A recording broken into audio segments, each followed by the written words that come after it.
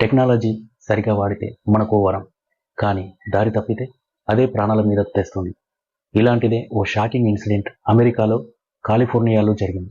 ఒక 16 years boy chat జీపీటీని అడిగాడు, నాకు ప్రాణం తీసుకోవాలనుంది అని, దానికి మార్గం చెప్పు అని. ఆ తర్వాత ఏం జరిగిందో వింటే గుండె బరువెక్కుతుంది.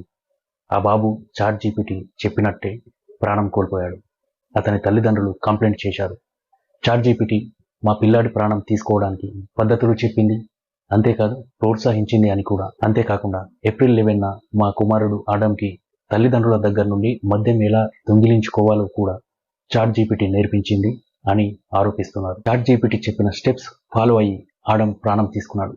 అసలు మొదట్లో ఈ బాబు హోంవర్క్ కోసమే చాట్ జీపీటీ వాడేవాడు, కానీ క్రమంగా దానిపై పూర్తిగా డిపెండ్ అయ్యి తన మానసిక సమస్యలు కూడా దానితో పంచుకోవడం మొదలుపెట్టాడు. జనవరి 2025 నుండి ఆడం చాట్ జీపీటీతో సూసైడ్ పద్ధతుల మీద డిస్కస్ మొదలుపెట్టాడట. ఫ్యామిలీ కోర్టుకి చూపించిన చాట్లలో చాట్ జీపీటీ ఇలా కూడా చెప్పిందంట, నీకు ఎవరి కోసం బ్రతకాల్సిన అవసరం లేదు, you don't owe anyone survival. అదే కాదు, ఆత్మహత్య చేసే ముందు రాయాల్సిన సూసైడ్ నోట్ కూడా నేను రాయడంలో హెల్ప్ చేస్తాను అని చెప్పిందంట. చాట్ జీపీటీ లేకపోతే మా బాబు ఇవాళ బ్రతికేవాడు అని తల్లిదండ్రులు చెబుతున్నారు. ఈ ఘటన బయటకి రాగానే ఓపెన్ ఏఐ కంపెనీ సమాధానం ఇచ్చింది.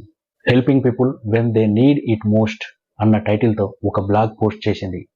దీంతో మానసిక సమస్యలతో బాధపడుతున్న వారి సిగ్నల్స్ కూడా గుర్తించడానికి, సేఫ్ రెస్పాన్స్ ఇవ్వడానికి చాట్ జీపీటీని అప్డేట్ చేస్తామని చెప్పారు. అలాగే తల్లిదండ్రులకు కూడా కంట్రోల్ ఇచ్చేలా వాళ్ళ పిల్లల చాట్ జీపీటీని ఎలా వాడుతున్నారు, ఏం మాట్లాడుతున్నారు అనే విషయాలు కూడా చూడగలుగుతారని చెప్పింది కంపెనీ.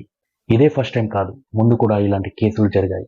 ది న్యూయార్క్ టైమ్స్లో రాసిన ఆర్టికల్లో ఒక రచయిత్రి లూరీ రీలీ చెప్తూ తన 29 ఏళ్ల కుమార్తె కూడా చాట్ బాట్తో ఎక్కువ మాట్లాడిన తర్వాత ఆత్మహత్య చేసుకుందని చెప్పారు. అలాగే ఫ్లోరిడాలో కూడా ఒక యువకుడు క్యారెక్టర్ ఏఐ బాట్తో ఎక్కువగా మాట్లాడి తన ప్రాణం తీసుకున్న ఘటన జరిగింది. ఇక్కడ ఒక ఇంపార్టెంట్ పాయింట్ గమనించాలి మనం.